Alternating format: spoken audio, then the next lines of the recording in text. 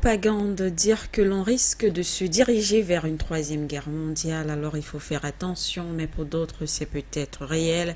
Vous vous souvenez bien sûr de cette thématique que nous avons abordée, vous avez été nombreux à nous écrire par rapport à cette thématique et nous allons y revenir dans nos prochaines éditions, toujours dans le cadre de votre programme Regard panafricain sur Forio Média Africa. Mais ce soir, on va parler d'autres choses, toujours en ce qui concerne bien sûr l'actualité au sein de la CEDEAO. Est-ce de l'imbroglio ou simplement de la stratégie? L'on ne saurait directement répondre à cette question si vous vous demandez certainement de quoi est-ce qu'il est question. En fait, il s'agit de la CEDEAO, la communauté économique des États ouest-africains. Si ces dernières heures, l'on nous signale que le Mali, la Guinée et le Burkina Faso sollicitent la levée de leurs sanctions. Donc, en gros, également, réintégrer justement la CEDEAO. Il faut aussi noter cet autre fait. On n'en parle pas justement assez, mais au niveau du Parlement, de l'institution ouest-africaine, l'on semble s'opposer à toute fédération entre Bamako, Ouagadougou et Conakry.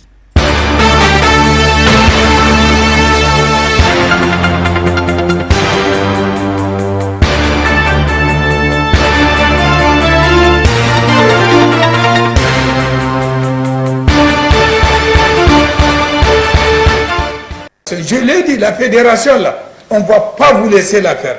Nous sommes à 15, on va rester à 15. Revenez, on reste à 15. C'est un problème de concertation, de consultation et de compréhension. Eh bien, c'était donc la déclaration de Sani Malam Chaibou. C'est le deuxième vice-président du Parlement de la CEDEAO. Il s'exprimait dans le cadre d'une rencontre en marge de la réunion le 9 février dernier des ministres des Affaires étrangères, justement du Mali, du Burkina Faso, mais aussi de la Guinée. Alors, a priori, l'idée d'une fédération entre les trois pays ne semble pas être acceptée par tous. Eh bien, pour vous permettre de comprendre en quelques mots, voici donc l'origine de la discorde. Eh bien, depuis plusieurs mois, les trois pays ont entamé un rapprochement, laissant présager un nouvel axe de coopération dans la région. Eh bien, depuis lors, l'on parle d'un projet de fédération entre les trois pays.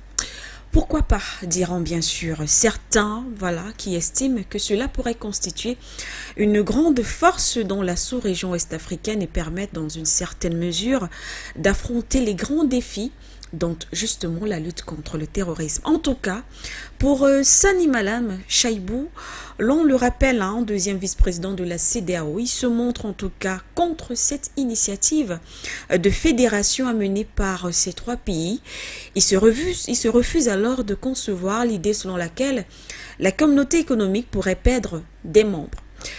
Il y a 15 membres, ils vont rester 15 membres. Vous avez d'ailleurs suivi justement tout à l'heure, mais peut-être que cela n'arrivera justement pas, en tout cas on ne sait pas, car les trois pays suspendus de la CEDEAO et de l'Union africaine, après des prises de pouvoir justement successives par les militaires, ont souhaité jeudi dernier la levée de leur suspension de ces organisations à l'issue d'une rencontre, cette fois-ci de le ministre des Affaires étrangères du côté de Ouagadougou. Suivons d'ailleurs leur déclaration. Ils ont indiqué que ces décisions de suspension empêchent la participation de leur pays aux instances statutaires de la CEDEAO et de l'Union africaine, et particulièrement celles traitant des défis majeurs auxquels ils sont les plus concernés, tels que l'insécurité, les questions humanitaires et de développement économique durable. Une rencontre qui intervient dans 2 jours après la visite du ministre russe des Affaires étrangères Sergei Lavrov au Mali et qui a promis son aide à la région sahélo-sahélienne et même aux pays riverains du Golfe de Guinée.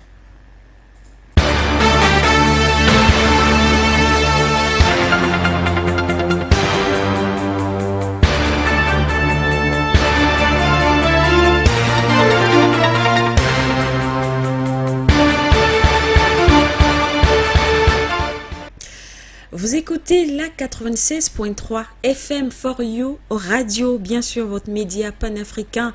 Vous nous suivez également sur toutes nos pages en direct, en live bien sûr, Facebook, YouTube, mais aussi vous nous suivrez dans quelques heures seulement, sans oublier la télévision For You Média Africa où cette émission sera bien sûr rediffusée. Mesdames et messieurs, merci d'être des nôtres. On va introduire notre invité.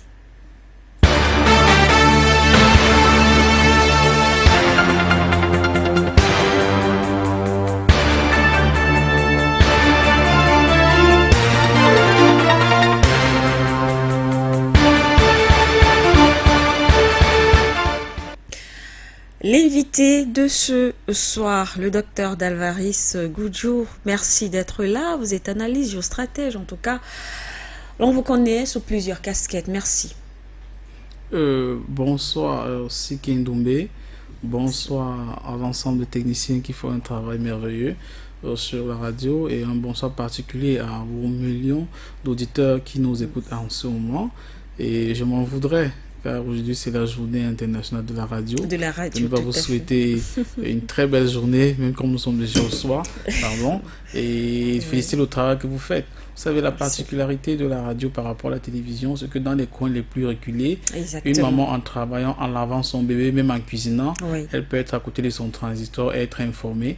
Donc la radio aujourd'hui, comme hier, est un outil extrêmement important dans l'information. C'est la raison pour laquelle beaucoup de chaînes coloniales investissent beaucoup d'argent dans les radios, voire même dans nos langues locales. Donc si vous faites ce travail, c'est pas tous les médias en Afrique qui ont d'abord la télévision, une télévision panafricaine regardée partout, ensuite une grande chaîne de radio à côté. Vraiment, vous êtes à féliciter et bon courage. Merci à vous Dalvaris Goudjou. Vous nous permettez justement de rappeler à nos téléspectateurs et peut-être aussi à vous que justement la radio For You Média Africa, la 96.3 FM est sur satellite et bien sûr elle est suivie dans plusieurs, elle peut déjà être suivie dans plusieurs autres pays. C'est toujours dans l'optique de ce combat panafricain que vous connaissez en tout cas. En tout cas, merci une fois de plus. On va sans plus tarder, Dalvaris Goudjou, rentrer dans le vif de notre thématique, de notre sujet. D'abord, commencer par ce premier volet. On parle justement de cette idée de fédération entre la Guinée, le Burkina Faso et le Mali. Et on a suivi tout à l'heure ce petit extrait. Les parlementaires de la CEDEAO, ils se sont réunis. Il faut dire que voilà, c'est vrai que l'extrait, dans l'extrait, il s'agissait du deuxième vice-président, bien sûr, de la CEDEAO, mais c'est une voix qui porte de ce côté-là et qui n'est pas d'accord, justement, en ce qui concerne une fédération entre ces trois pays. Est-ce que vous comprenez la réticence, justement, de cette institution? Premièrement, il faut peut-être comprendre, il faut peut-être rentrer dans la genèse de la fédération. Ce ne sont pas que ces trois nations, notamment la notion de Modibo Keïta, le Mali ou de Sékou Touré, la Guinée ou alors le Burkina Faso de Thomas Sankara. La naissance même ou l'idée de la fédération ne vient pas aujourd'hui. Ces trois leaders que j'ai cités un peu plus haut ont été des panafricanistes, ce sont tous des personnes qui ont milité pour une grande fédération sur le continent africain. Donc cela date de beaucoup de décennies.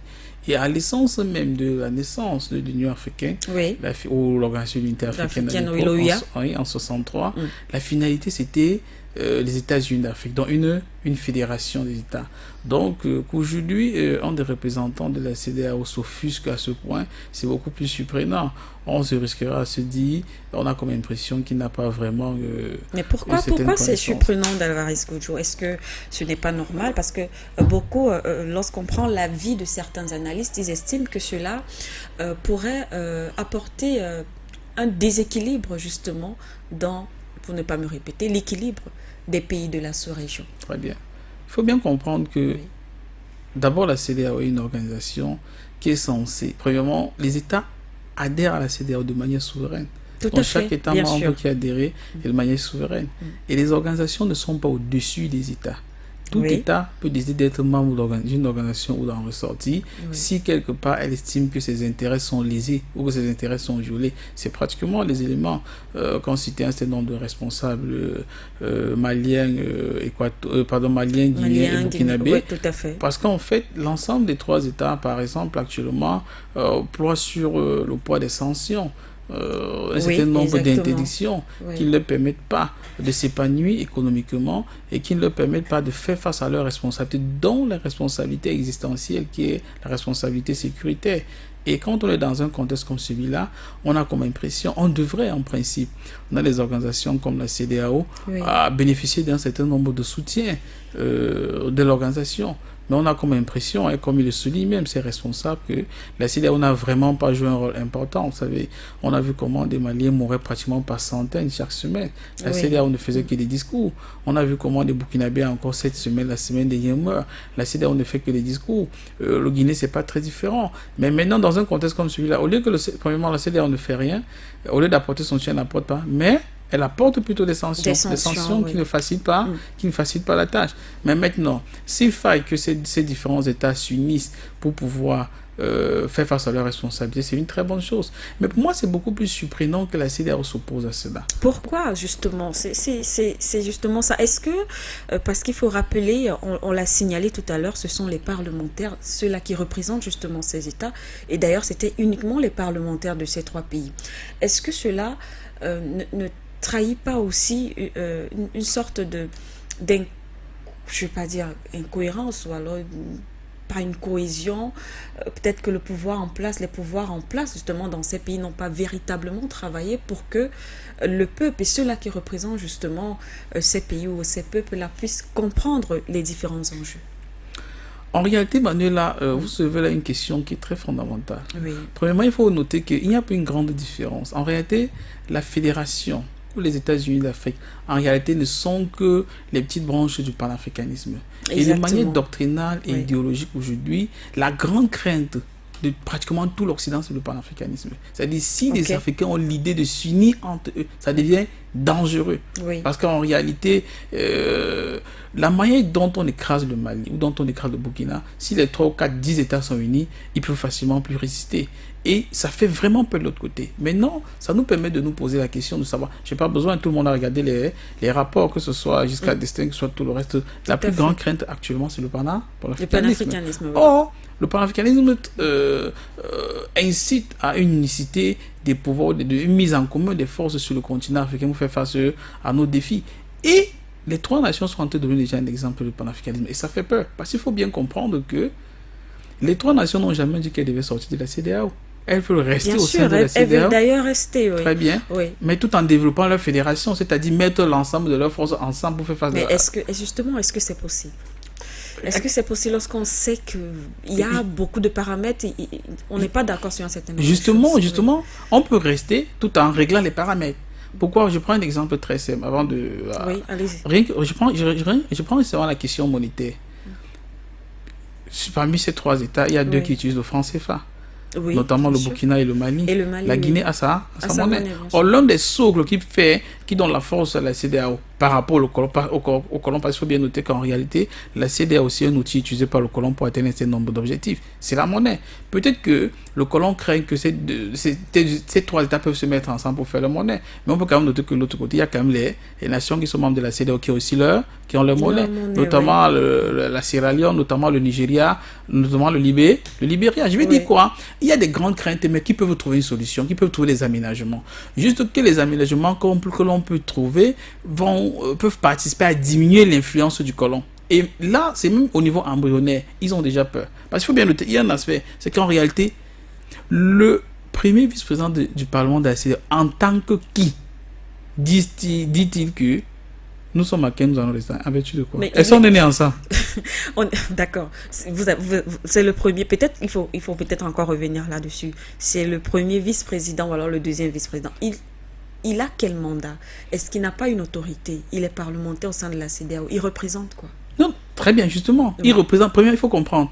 Le Parlement de la CEDEAO représente les différents États à la CEDEAO. Voilà. Donc il peut encore parler au nom de son pays. Et même à son pays, même au niveau de son pays, il n'est pas l'autorité qui décide pour la nation. L'autorité qui décide pour la nation, c'est le chef de l'État. Et même pour ce type de décision, ce type de position, le chef de l'État ne prend pas décision une fois. Il y a un certain nombre de systèmes de consultation de la population que l'on peut utiliser. Ça peut être par un référendum, ça peut être, je sais pas quoi, par une autre forme d'élection. Toujours est-il qu'une personne ne peut pas se lever du jour au lendemain, dire un oui ou un non par rapport à la situation. Il faut bien comprendre, même les responsables burkinabés, guinéens et maliens qui parlent, ils disent qu'ils ne sont que des pionniers. Ça veut dire qu'ils sont conscients qu'en réalité, c'est un travail d'Hercule qui va être très difficile, mais ils veulent au moins donner espoir au peuple du continent africain. Ils veulent commencer déjà quelque chose. Ils savent tous qu'ils sont un pouvoir de transition. Ils vont ne plus être là demain, mais au moins ils veulent déjà nourrir cette aspiration du peuple et que ceux qui vont venir après eux puissent continuer dans ce sens-là. Un parlementaire ne peut pas, même au Cameroun, un parlementaire ne peut pas rester à Yaoundé, dit que le Cameroun ne fait en vertu de quoi, vous dites cela. Surtout, le pire, c'est pas ça. C'est qu'en réalité, vous êtes parlementaire de votre pays, mais vous parlez des décisions qui concernent d'autres pays. Mais ça ne se fait pas. Je vous assure que normalement, même le président Ouattara ou le président, je ne sais pas quoi, Gnassingbé, ne peut pas se lever pour dire que la Guinée ou le Mali n'a pas de fédération. En vertu de quoi? Puisque les nations sont libres de disposer d'elles-mêmes. Je veux dire, le président Ouattara peut parler pour la Côte d'Ivoire, mais il ne peut pas parler pour une autre nation. Pourquoi?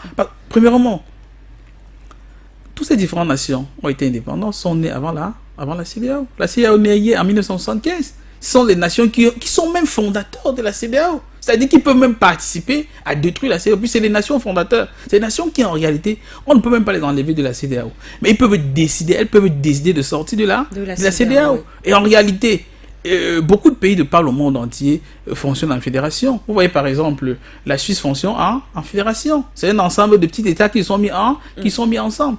Et ça n'empêche que la Suisse soit membre d'un certain nombre de choses. Il y a beaucoup de pays de par le monde entier, hein, même aux États-Unis là. C'est-à-dire il y a des États qui ont une liberté dans beaucoup de domaines. Oui. Et un État peut décider que moi je vais traiter par exemple avec la ville de Douala au Cameroun, le Yaoundé, c'est pas quoi. Dans le cadre, parce que la fédération lui confère ce pouvoir. Et l'autre État ne doit pas se fâcher disant que mais de quel droit tu fais ceci ou cela. Moi je pense que quand c'est pour le bien-être de ces populations, je ne vois pas comment un homme politique en plus peut se lever et dire que nous allons mourir. C'est juste ce qu'il a dit, hein, à peu près. Quelqu'un dit que non, nous sommes 15, nous allons rester 15. En d'autres termes, s'ils sont en train de se noyer, s'ils sont en train de mourir, vous êtes contraints de rester avec eux sur le bateau pour mourir avec eux. Il dit, je ne sais pas si le metteur en ondes, Dibangé peut encore préparer le premier extrait, justement, pour qu'on essaye de réécouter, parce qu'il dit il faudrait qu'on discute. Je crois qu'il a dit un truc comme ça. Il faudrait qu'on essaye un problème d'incompréhension. Moi qui ai quand même un peu suivi, quand même un peu plus son extrait, pour lui, il faudrait peut-être s'écouter, trouver des solutions, parce que c'est l'incompréhension. Est-ce que c'est prêt? Oui, vous lancez. Je l'ai dit, la fédération, là, on ne va pas vous laisser la faire. Nous sommes à 15, on va rester à 15. Revenez, on reste à 15. C'est un problème de concertation, de consultation et de compréhension. Un problème de concertation, de compréhension. Mais il s'adresse à qui? Regardez, on ne va pas vous laisser le faire. Ce n'est pas une question d'incompréhension. Ça montre qu'il y a des appréhensions qui sont bien organisées. Et je suis convaincu que, dans tous les cas, la CEDEAO, c'est une organisation assez bien structurée. Il ne peut pas prendre ce type de position sans qu'il puisse avoir une certaine concertation avec ses pairs, avec sa hiérarchie, etc., etc. Ils ne veulent même pas en entendre parler. Et pour cela, moi, je pense qu'il y a des enjeux. Parce qu'il faut bien comprendre dans les grands axes. Allons seulement sur l'aspect économique. Le Mali, comme le Burkina, sont les nations de l'Interland qui ont besoin d'un port. Et de temps en temps, on les fait un chantage, que ce soit au port d'Abidjan, de San Pedro, de Dakar. Parce qu'en réalité, que ce soit la Côte d'Ivoire ou que ce soit le Sénégal, il y a l'influence de la France qui est extrêmement importante là-bas. Alors qu'il y a un bon port à Conakry.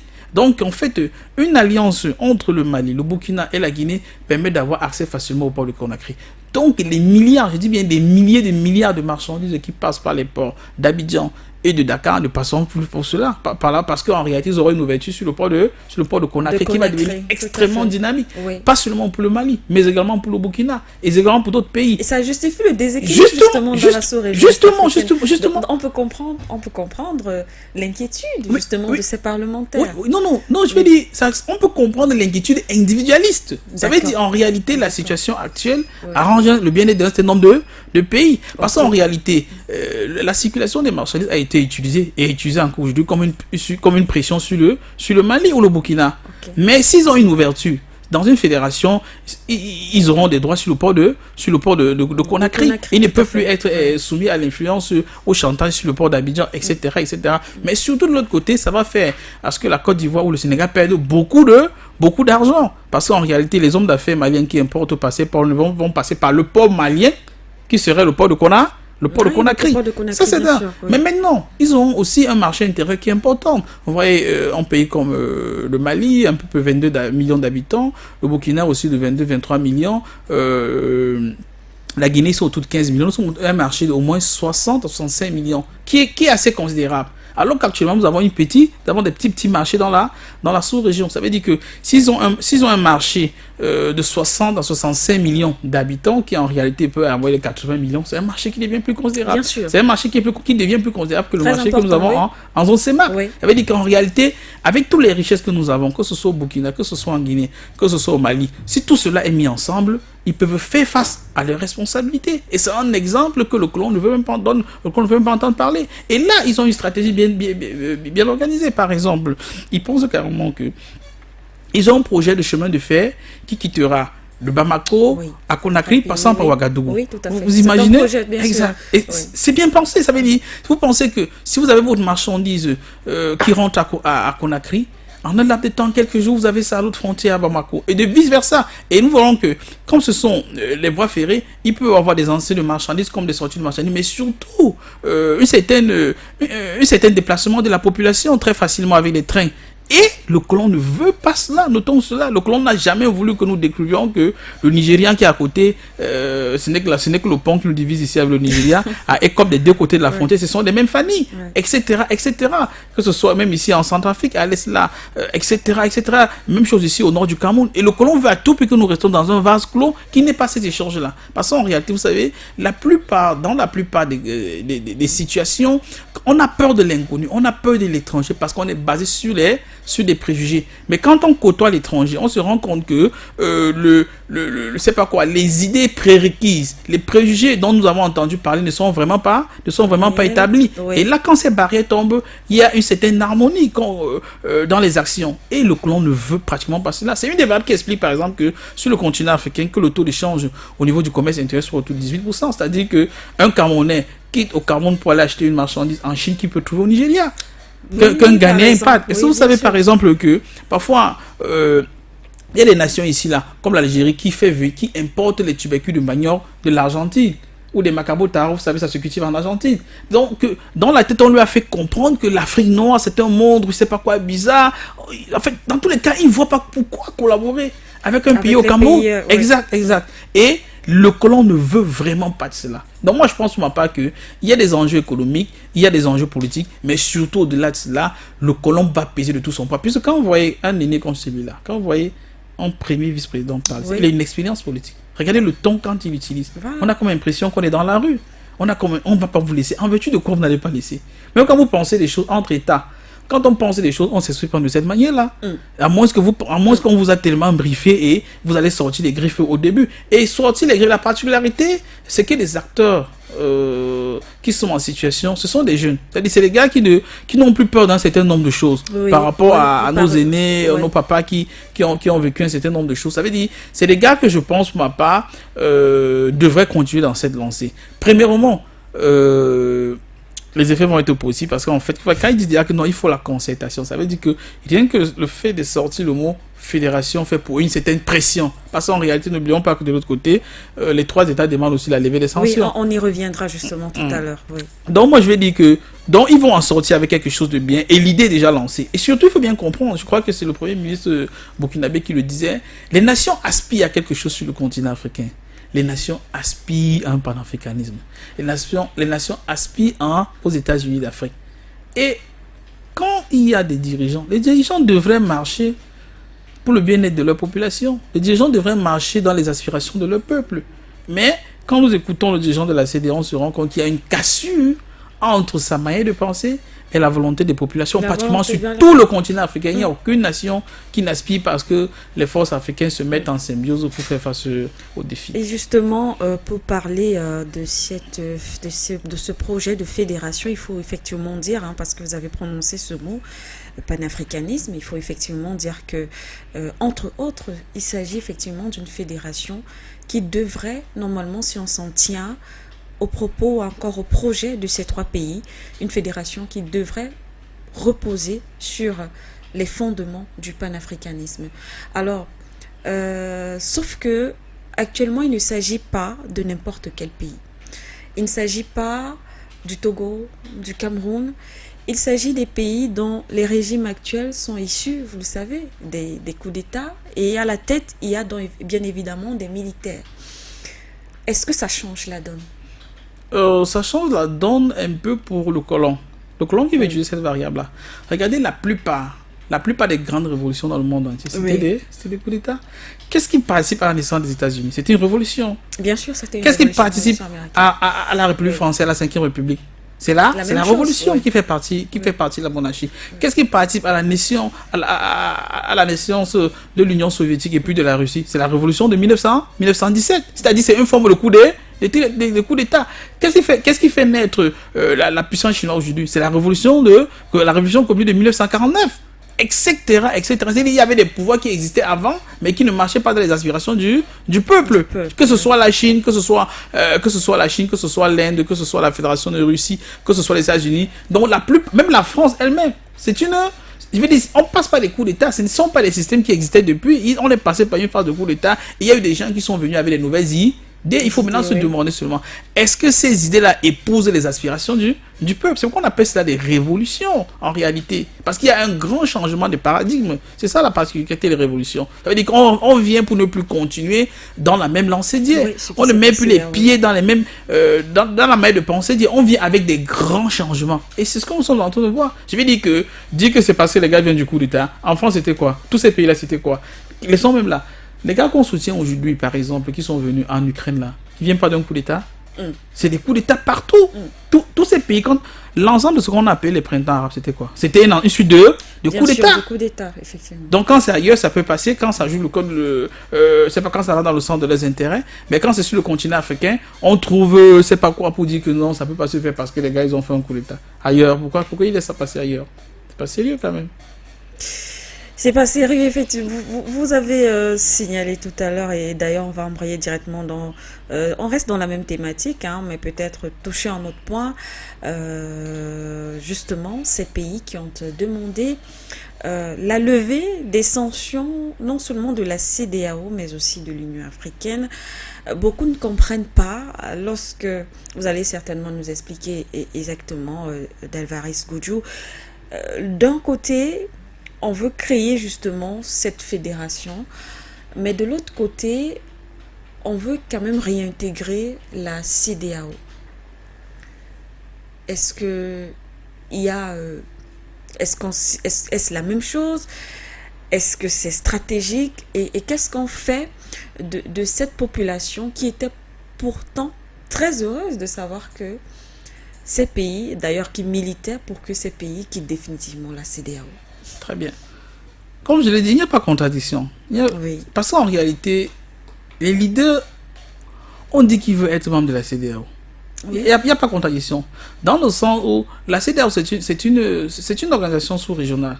Et ça n'empêche que les fédérations peuvent être membres de cela. C'est très surprenant qu'ils puissent penser. Et sauf ça, le Nigeria, c'est une fédération de 36 pays. Oui, ça c'est vrai. 36 pays. On ne le dit pas souvent. Oui, c'est une fédération qui est membre de la CEDEAO.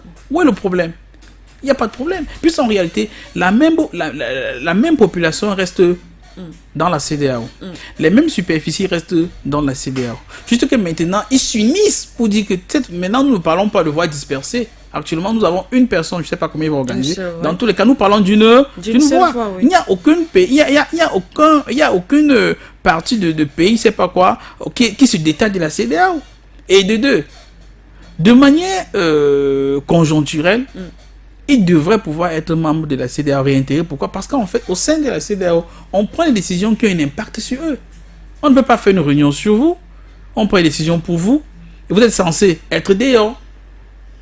Je ne sais pas ce qu'on prend. On fait une réunion dans ce studio, on dit que nous sommes tous dans la même réunion, mais quand il faut prendre une décision qui vous concerne, on dit Manuel, allez à l'extérieur. Un peu comme à l'ONU, justement, exact. Vous savez un peu, de toute façon, en réalité, ce n'est que vous, durant votre présence, qui pouvez valablement défendre vos intérêts. Oui. Et vous savez, la politique de la chaise vide n'est de jamais. C'est pourquoi c'est important pour ces nations, même pour présenter leur point de vue. Parce qu'en réalité, ils ont exprimé leur point de vue étant hors de la CEDEAO. Il faut bien qu'en assemblée, qu'ils puissent s'exprimer et on leur pose des questions sur les tenants et les aboutissants et qu'ils démontrent qu'en réalité, la fédération n'est pas un danger pour la CEDEAO. Si des gens aspirent au bien-être des populations africaines, mais si des gens ont d'autres idées derrière la tête pour la CEDEAO, ce que cela... Mais dans ce cas-là, il faudrait justement se plier aussi, parce que je pense pas qu'on sait très bien, on connaît l'origine de ces sanctions.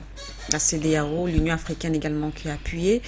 Alors à ce moment-là, il faudrait justement se plier aux exigences de la CEDEAO. Lesquelles? On les connaît très bien. Mais vous pensez... Et on sait très bien que c'est ça qui crée depuis un moment, depuis plusieurs mois, la tension, alors les tensions entre ces pays et ces institutions. L'ensemble de l'essentiel ou la quintessence des demandes de la CEDEAO, c'est de se déshabiller sans caleçon et de rester au carrefour. C'est une ça en fait. Ça veut dire en réalité laisser le pouvoir donner rapidement aux civils et c'est pourquoi on continue comme on fonctionnait avant. C'est ça. Si, ça veut dire qu'en fait, ce que ces coups d'État ne font pas... Mais n'oublions pas l'autre paramètre. Je ne sais pas si ça rentre, mais je pense que ça rentre également. Il y a le paramètre Russie. Vous savez, ça vient à côté, voilà. Justement. Mais ces États sont très engagés aujourd'hui. Le cas, par exemple, du Mali, avec la Russie, où la coopération est très, très avancée. Alors, on entre dans la CEDEAO, qu'est-ce qu'on fait avec la Russie, avec la France? Très bien. Oui. La Fédération de Russie n'a jamais été contre la CEDEAO. Il faut bien comprendre. Nous sommes d'accord. Puisqu'en fait, et justement, c'est ce qui fait peur. Je ne veux pas vous couper, mais la CEDEAO, qui a appuyé plus ou moins la France, ou alors l'Union africaine, la France qui ne veut pas coopérer sur le même terrain avec la Russie. Justement, c'est là où nous devons nous poser des questions. Oui. Parce qu'en réalité, la Fédération de Russie ne refuse pas de travailler avec qui que ce soit. Elle n'a jamais dit que dès qu'elle est là, il faudrait que tout le monde parte. Exactement. Mais juste que les gens disent que si elle est là, ils ne vont pas être là. Voilà. Et nous sommes à l'aide de la multipolarité. C'est-à-dire que l'ensemble de ces nations, la plupart de ces nations-là, est-ce qu'il n'y a pas un ambassadeur russe là? Il y a un ambassadeur russe, non? La Côte d'Ivoire travaille beaucoup avec la Fédération de Russie. Hein? Une bonne partie du matériel militaire, tu sais pas, les gars là, c'est les Kalash. Parce qu'en réalité, dans nos États, les Kalash, que ce soit les AK-45, que ce soit les AK-12, premièrement, ça s'entretient très facilement. Deuxièmement, ça a une durée de vie vraiment.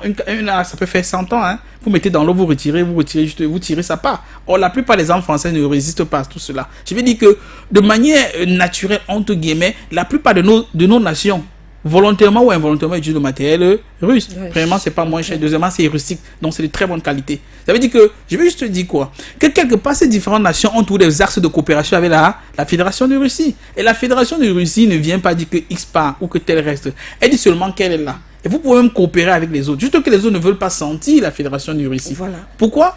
Parce que la Fédération de Russie vient aujourd'hui apporter des éclaircies sur des aspects que nous n'avions pas vus. Je prends un exemple très simple. Vous savez, aujourd'hui, par exemple, je lisais une note du groupe, le renseignement militaire, qui disait que il y a des gars d'ISIS. ISIS, c'est État islamique. Oui, les Américains, ça veut travailler les Américains.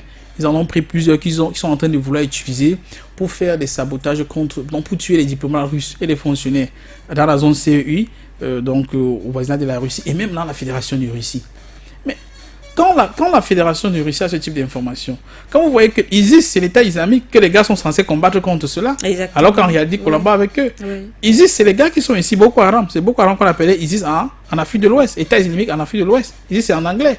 Je vais dire que aujourd'hui, les Maliens parviennent à dire ce que nous savions depuis. Les gars qui sont en train de combattre contre nos forces au Mali, au Burkina, partout. Mais ce n'est pas des petits voyous dont on parle tous les jours. Ce n'est pas des amis, c'est des forces spéciales de ces armées-là bien entraînées.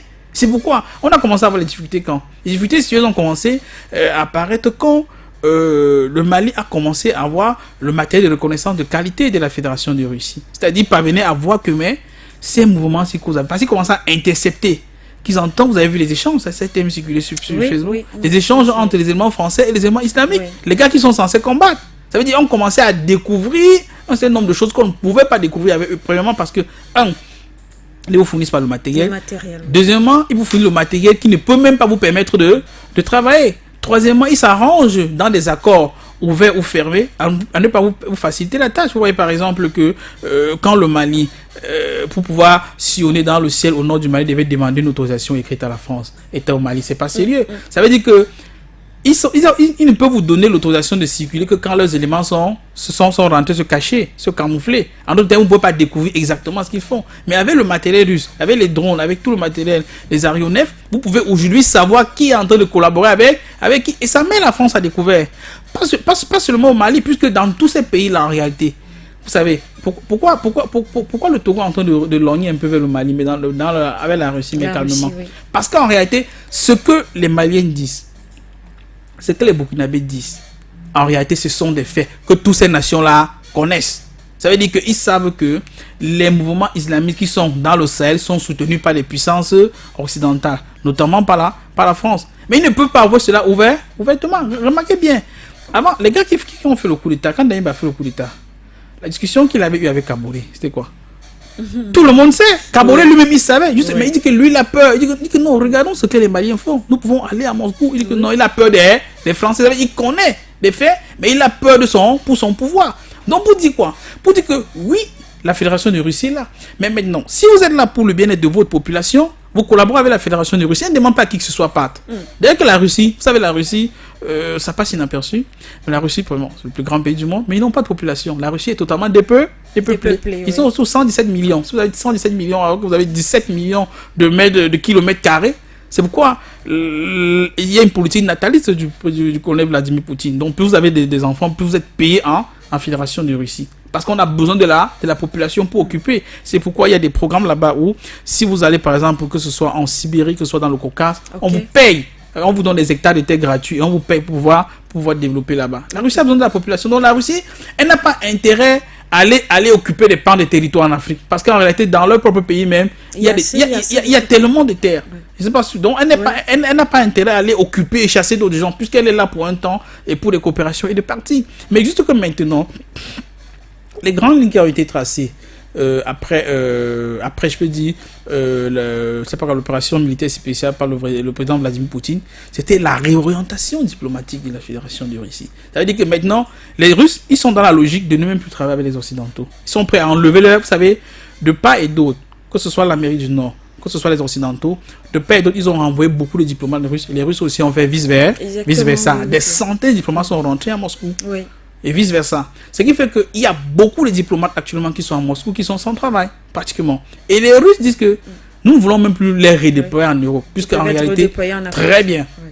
Donc la grande orientation diplomatique pour la Fédération de Russie, c'est de déployer les éléments en Asie centrale, donc dans la CEI, en Amérique latine et sur le continent africain. Et ça fait peur. Ça veut dire qu'en réalité, les Russes ont des ressources à déployer. Parce qu'en réalité, pendant un certain temps, ils étaient relativement absents sur le continent africain. Mais maintenant, comme ils ont essayé de tendre la main aux Européens pendant longtemps, mais comme les Européens sont toujours en train de leur mordre la main, ils se disent, ok, maintenant, ça en est de trop. Jusqu'à envoyer des hommes, envoyer des armes pour tuer les Russes, ça ne vaut pas la peine. Et ils sont en train de vouloir travailler concrètement avec eux, avec les Africains. C'est ça qui fait peur à ces gars de l'autre côté. C'est ça qui fait peur à ces gars. Et maintenant, tôt ou tard, ils seront contraints d'accepter cela. Juste que, et comme disait Lavrov, il faudrait qu'il y ait des hommes politiques qui aient le courage de pouvoir accepter cela. Parce que ça demande beaucoup de courage. Que ce soit Doumbouya, que ce soit tous là, Goïta. Il faut beaucoup de courage pour accepter cela. Vous avez vu comment l'autre est parti, le Premier ministre, comment il est parti à Moscou. Il a fallu qu'un avion militaire quitte Bamako, arrive à Ouaga, qui prenne un avion là-bas pour repartir directement et partir. Un avion mini, il pouvait prendre un vol. Il pouvait prendre un vol Air France, ou c'est pas n'importe qui à partir de Ouaga. Ça veut dire qu'en réalité, il a fait 10 jours à Moscou. Ça veut dire qu'en réalité, c'est extrêmement difficile. En réalité, les gars jouent même de leur vie. Et ils savent cela. Ils savent, ces gars qui sont capables, vous avez vu. Ils sont capables, vous avez vu, avec le Boeing de Malaysia Airlines qui passait en Ukraine. Oui, les gars. Une catastrophe. Oui. Vous savez qu'en fait, c'était l'avion de Poutine qui était guetté. Oui, c'est l'avion de Poutine. Tous les services sérieux ils le disent. Parce qu'en fait, vous savez, l'avion du président, c'est pratiquement la même couleur que la Malaisienne. Et ça passait exactement là-bas. Donc en réalité, quand ils voulaient faire pour accuser une catastrophe, c'est quitter l'Ukraine. Donc c'est un coup d'État que manque. Non, ils sont dans cette logique.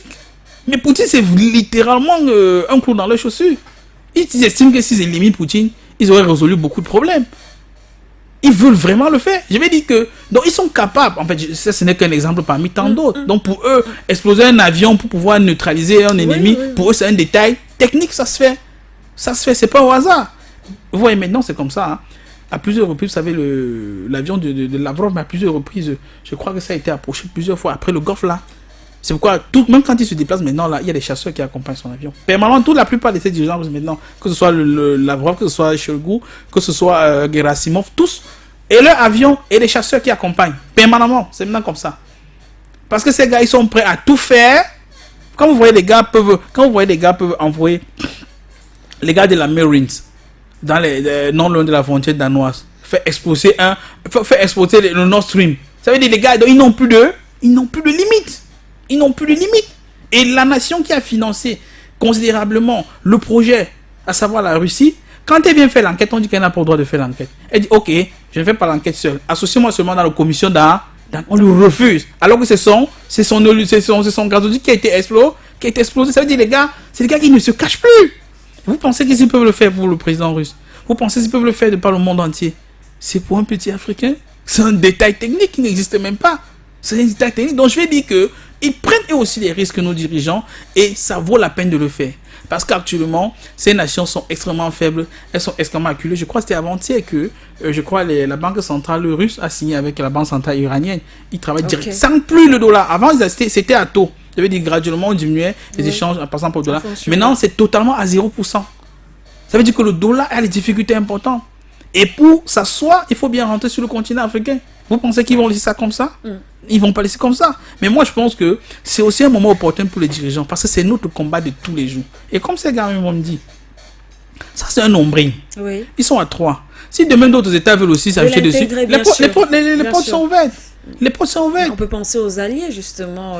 On a vu, entre autres, peut-être plus loin, l'Algérie. On sait que l'Algérie est un très grand soutien. Justement. De ces pays, voilà.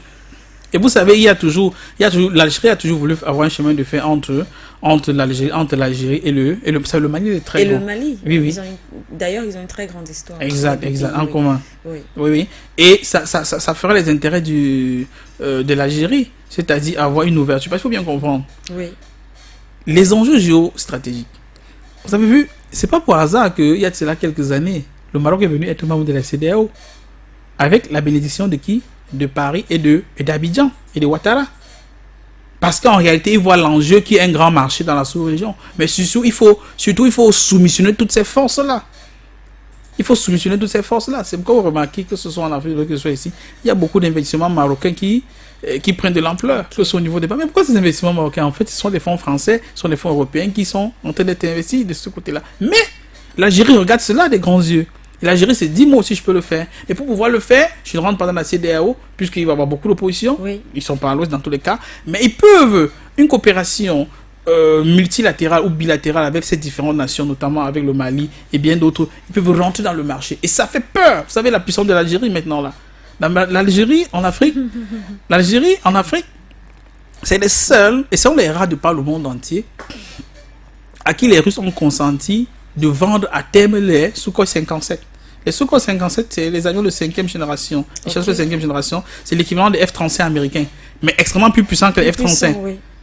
L'Algérie, ils ont les S-400. Les S-400, ce que personne n'a, c'est les Russes qui les ont. Ils ont vendu, les Biélorusses les ont, les Russes les ont. Ils ont mis quelques batteries en Syrie. Pratiquement personne, que ce soit les Grecs, que ce soit les Ukrainiens et tout le reste, ils avaient les S-300 qui déjà, les Pantsir S-300 qui sont dépassés déjà, mais toujours extrêmement puissants. C'est pourquoi, parce qu'en fait, vous savez, un des buts de la grande révolution, ce qu'ils ont appelé les printemps, c'était l'Algérie. Parce que l'Algérie est très riche en gaz, très riche en pétrole, etc. Après Kadhafi, il fallait à tout prix faire tomber l'Algérie. Oui. C'est pourquoi vous voyez à la frontière ouest de l'Algérie, c'est-à-dire du côté du Maroc, il y a des troupes de l'OTAN avec le Maroc. C'est une des raisons pour lesquelles le Maroc a toujours milité pour entrer dans l'Union européenne, on l'a seulement refusé. Oui, à plusieurs reprises. Justement, vous comprenez un peu les enjeux. C'est les grandes forces qui s'opposent et l'Algérie est alliée numéro 1 de la Fédération de Russie sur le continent africain, qui apporte son soutien dans tous les cas au Mali, etc., etc. Vous allez voir beaucoup. Tout récemment, je crois que c'est à peine quelques jours, quand Lavrov est venu, les gars de l'Azawad se sont fait quoi? Ils se sont réveillés, ils se sont rappelés qu'ils peuvent se mettre ensemble et dire que dorénavant, créer une sorte de coalition, disant qu'ils ne vont plus reconnaître le pouvoir de Bamako. Oui. Alors que les gars de l'Azawad sont au Parlement à Bamako. Oui, ils sont membres du Parlement à Bamako. Je vais dire, les enjeux sont au-delà de ces trois nations-là. Ce que les gens voient, la vision très très loin. Ils se disent que si on ne casse pas ça, si on ne tue pas l'embryon là dans l'œuf, ça risque... Et ça va prendre. Ça va prendre pourquoi? Si ces gars sont courageux, ça va prendre parce qu'en fait, c'est ce qu'on aspire sur le continent africain. Oui. C'est ce que nous aspirons partout là. Parce que nous sommes extrêmement victimes. Si nous avons fait la ZILECAF, si on a fait la ZILECAF, qu'on a lancé à Accra au Ghana, c'est parce qu'on aspire à une unité. L'agenda 2063, c'est pourquoi? Ça veut dire qu'en fait, ces différentes nations sont en train de se contrarier. On veut dire les nations de la CEDEAO. Parce que 2063 tend vers un panafricanisme sur le continent africain. Sûr, oui. Au niveau des infrastructures, au niveau... La ZILECAF, c'est exactement ça. La zone de libre-échange sur le continent africain. C'est exactement l'intégration qu'on vise. Mais si vous signez pour la ZILECAF, si vous signez pour le 2063, et que quand trois nations veulent déjà donner l'exemple de la ZILECAF ou de la 2063, et que vous êtes contre cela, ça veut dire que quelque part vos intentions étaient cachées, étaient ailleurs. Voilà, nous sommes presque à la fin d'Alvarez Goudiou. On a quand même compris, je pense que nos auditeurs aussi, mais aussi nos téléspectateurs, ont compris justement ces enjeux. On rappelle, avant peut-être de donner la dernière prise parole à notre invité, il s'agit en tout cas ce soir de cette décision des pays tels que, enfin je les cite, la Guinée, le Burkina Faso et bien sûr le Mali qui veulent donc créer cette fédération. Tout à l'heure on a écouté le deuxième vice-président, je pense bien, deuxième vice-président du Parlement de la CEDEAO. Il n'est pas d'accord, voilà, on a suivi, il n'est pas d'accord avec une fédération entre ces pays. Pour lui, il faut discuter. Il y a une sorte de concertation qu'il faudrait peut-être mettre en place, ou alors mieux élaborer. Et de l'autre côté, on sait aussi que ces trois pays ont demandé la levée des sanctions de la CEDEAO. Et justement, cette autre petite interrogation, lorsqu'on demande la levée justement des sanctions d'Alvarez Goudiou, est-ce que ça veut dire que ces sanctions portent à mal la stabilité de ces pays? Oui. Prenons un exemple très simple. Oui. Quand vous prenez les sanctions en matière de matériel de sécurité, vous avez la Fédération de Russie vit seulement ces trucs. Si la Fédération de Russie devait respecter toutes les sanctions qui sont prises là, oui. c'est que le Mali n'est pas opposé en matériel militaire. Je veux dire, même au niveau international. N'oublions pas que même au niveau international, en réalité, le Mali, sur le plan des sanctions, il y a une forme d'embargo. Il y a de l'embargo qui existe en réalité. Ce que en fait les Maliens utilisent, c'est pas quoi, les Russes utilisent des subterfuges pour approvisionner. Un peu comme en République centrafricaine. Effectivement. Oui. Donc il y a une tonne de difficulté énorme en réalité. Officiellement, est-ce que même les sanctions qui avaient été annoncées, levées officiellement, est-ce que ça a été appliqué? Il y a beaucoup de sanctions qui n'ont pas été levées. Et en réalité, vous voyez de l'autre côté, les Maliens ont toujours respecté à peu près leurs paroles. Vous savez, avec les 49 militaires ivoiriens, les dispositions ont été prises, ils sont rentrés. Mais est-ce que quelque part, les Ivoiriens ont respecté leurs paroles? Quelque part, nous disons non. Puisque, en fait, même quand on parle de CEDEAO, comme j'ai cité le jeu d'intérêt, la grande partie du jeu d'intérêt, c'est entre la Côte d'Ivoire et le Sénégal. Et n'oublions pas que vous regardez, le tissu économique ivoirien, c'est contrôlé à plus de 60% par des entreprises françaises, même au port d'Abidjan, dont nous parlons, même au port de San Pedro, parce que l'essentiel du cacao, c'est exporté par San Pedro. Or, l'ensemble du cacao qui approvisionne pratiquement le monde, que ce soit la Suisse, que ce soit l'Ukraine, que ce soit les États-Unis, partout, ça vient par ce port de San Pedro. Ça veut dire qu'en fait, c'est des intérêts, c'est officiellement, c'est la Côte d'Ivoire. Mais dans le fond, ce n'est pas la Côte d'Ivoire. Ça veut dire que quand vous avez des ports qui sont privatisés, en réalité, si vous dites que le terminal, comme chez nous à Douala, à l'époque, le terminal était contrôlé par Bolloré, on va vous parler du Cameroun et tout le reste. Mais en fin de compte, les recettes qui tombent là-bas partent chez Bolloré, qui est une entreprise française et qui rapatrie ça. Le principe de rapatriement des capitaux qui rapatrie cela, enfin, même si officiellement, c'est des autorités camerounaises qu'on va gifler, mais dans le fond, c'est plutôt les Français. Et c'est à peu près la même chose en Côte d'Ivoire. Ça veut dire que les intérêts même qu'on défend, en réalité, c'est des intérêts de la France. Si dans une institution, que ce soit la BCEAO, qui fait partie de la CEDEAO, que ce soit ici la BA, s'il y a quand même un Français qui a un droit de veto, ça veut dire que quelque part, deux nations qui se soustraient avec le franc CFA, ça fait que les intérêts baissent. Donc c'est pas forcément les intérêts sous-régionaux qui sont en train d'être défendus par les haïtiens ou par ce type de prise de parole de monsieur le deuxième vice-président. Donc pour ma part, moi je pense que oui, les sanctions ont un impact très négatif. Très négatif. Si vous prenez seulement des cas où on dit que les Maliens ne pourront plus rapatrier, vous savez, le Mali par exemple, toutes ces nations, les trois dans tous les cas, oui. ils ont une diaspora qui est très très forte. Très forte, tout à fait. Donc ils sont installés partout en Afrique. Surtout, n'oublions pas, en Côte d'Ivoire, il y a une grande diaspora malienne et burkinabé. Et ces deux diasporas, pour certains, vous savez, le pouvoir à Abidjan est venu avec les soldats, c'est pas quoi, les guerriers maliens et burkinabés qui ont participé à mettre en place le pouvoir à Abidjan, qui aujourd'hui certains sont dans l'armée en Côte d'Ivoire. J'avais dit, il y a une certaine crainte. Parce qu'en fait, si ces gars-là se fédèrent vraiment, même de manière sécurité, il y a un problème dans certains pays, notamment en Côte d'Ivoire. Les guerriers, ils avaient un nom là, les guerriers, c'est pas quoi là, qui utilisaient les amulettes, etc. là. Beaucoup sont maliens, beaucoup sont burkinabés. Dans l'économie, dans les cacaoyers en Côte d'Ivoire, la grande partie de la main d'œuvre, c'est quoi? C'est du Burkina Faso, qui ont une expérience, qui sont pratiquement établis là-bas, etc. Et qui, justement par les réformes apportées par le président Ouattara, sont devenus pour certains officiellement des Ivoiriens. Donc ils sont des éléments qui peuvent participer à voter ou à ne pas voter demain. En réalité, parce que tout le monde sait que Ouattara c'est un Burkinabé, donc c'est son pays en fait qui est de l'autre côté là.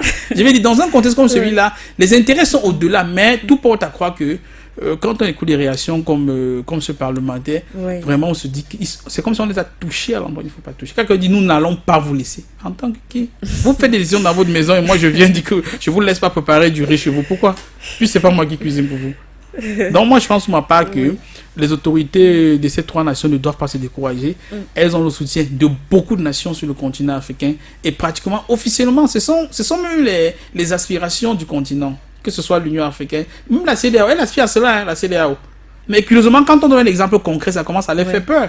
Puis regardez, les grandes lignes directrices de la CEDEAO, elles sont censées aller jusqu'à avoir la monnaie commune que le président Ouattara a torpillé. Ils ont torpillé d'une certaine manière puisqu'ils voulaient une sorte de franc CFA bis. En fait, ça veut dire que généralement, ce qu'ils prêchent dans la journée, c'est pas ce qu'ils pratiquent dans la nuit. Ou simplement, peut-être que l'idée, du moins l'initiative, devrait peut-être venir d'ailleurs. Vous avez parlé de cette monnaie, peut-être parce qu'elle était chapeautée. On a vu le président Emmanuel Macron très engagé, justement. Peut-être que s'il y avait cette main, ce parrainage peut-être d'une puissance étrangère, peut-être l'idée d'une fédération allait prospérer au sein de la CEDEAO. Justement, mais là ça pèse sa substance. Justement, vous savez, ils ont là de nous donner des grands noms sur le continent. Quand il n'y a pas de substance, ça ne sert pas à grand chose. Parce que dans tous les cas, comme il disait, comme Charles disait, et non, Edmund Cole disait, qu'ils ont commis l'erreur de laisser l'Asie s'industrialiser. Et n'oublions pas que l'Asie, ce n'est qu'une suite de fédérations. La Chine, vous savez, en Chine, il y a des États, en fait, c'est une fédération. En Inde, c'est pratiquement les mêmes choses. Dans beaucoup d'États, c'est des fédérations. Il y a les petits États à l'intérieur, comme le Sichuan, tout ça, c'est des petits États qui sont relativement autonomes. C'est pourquoi la Chine est si puissante là. Ils sont juste totalement autonomes, ils prennent un nombre de décisions, ils se réfèrent à Pékin. Juste que vous tous, vous devez être membre du Parti communiste chinois. C'est juste ça, en fait. Ils ont une autonomie. Vous voyez, c'est pourquoi quand vous quittez en Chine, il m'est arrivé de commercer un peu avec eux. Parfois, quand il y a des villes qui vous montrent leurs attraits dans les différents domaines. Je veux dire, indépendamment du pouvoir de Pékin. Juste que ça marche dans la même ligne. Alors qu'ici, au Cameroun, vous ne pouvez pratiquement pas faire un investissement sérieux sans passer par Yaoundé, etc.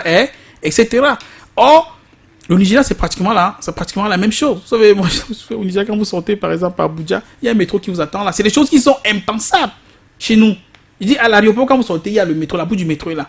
Je veux dire, ce n'est même pas envisageable. Même le tramway, nous n'en avons pas chez nous. Or, c'est parce que c'est une fédération. Cela n'empêche pas que ces différents États, ils ont délégué un certain nombre de pouvoirs à Abuja qui défendent cela à l'international. C'est comme être à l'intérieur du Nigeria que vous vous rendez compte. Ils sont jusqu'à 36 pays extrêmement grands. Je veux dire, les aéroports internationaux n'en ont plus parlé. Quand nous parlons d'une autoroute, pratiquement tous les grands capitales là-bas sont reliés par les autoroutes. Vous pouvez quitter le, je sais pas quoi, de Port-Harcourt pour Abuja ou pour Kogé. Vous ne rencontrez pas un véhicule dans votre centre. C'est pratiquement comme ça là-bas. C'est la force de la de la fédération. Et c'est les mêmes, même au Brésil. Au Brésil, c'est une fédération. Oui, tout à fait, c'est une et c'est ça qui fédération. fait leur force. Quand on voit le Brésil si puissant aujourd'hui, c'est parce que c'est une fédération. Même le Mexique, c'est une fédération. Vous savez, le Texas, vous savez, ça faisait partie du Mexique. Ah, Oui, l'État du Texas, ça faisait partie du Mexique. Les Américains, ils ont arraché avec la force. Sinon, c'est les Mexicains. C'est pourquoi, dans le Texas, on parle espagnol. Il y a un peu plus de on parle espagnol. tout à fait, Oui. Quand il y a beaucoup de pays, là, comme vous entendez San Antonio, etc., les gars, c'est des États qu'on a arrachés à la fédération mexicaine.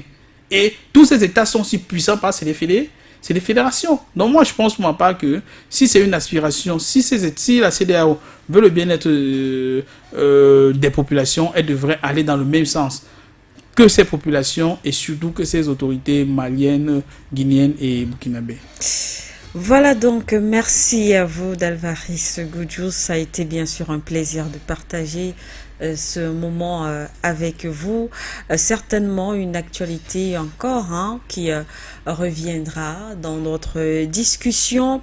Alors là, on le rappelle, en tout cas on aura certainement une suite parce que comme on l'a dit, la Guinée, le Mali et bien sûr le Burkina Faso demandent la levée des sanctions de la CEDEAO et bien sûr l'Union africaine. Est-ce que cela va se faire? Est-ce que l'Union africaine va répondre favorablement? Est-ce que bien sûr la CEDEAO, on rappelle d'ailleurs qu'un sommet de l'Union africaine est prévu dès le 15, du 15 au 19 février prochain, se tiendra donc le sommet de l'Union africaine et justement en principe le président Macky Sall, le président du Sénégal, président en exercice de l'Union africaine, devrait passer le flambeau président comorien. Voilà.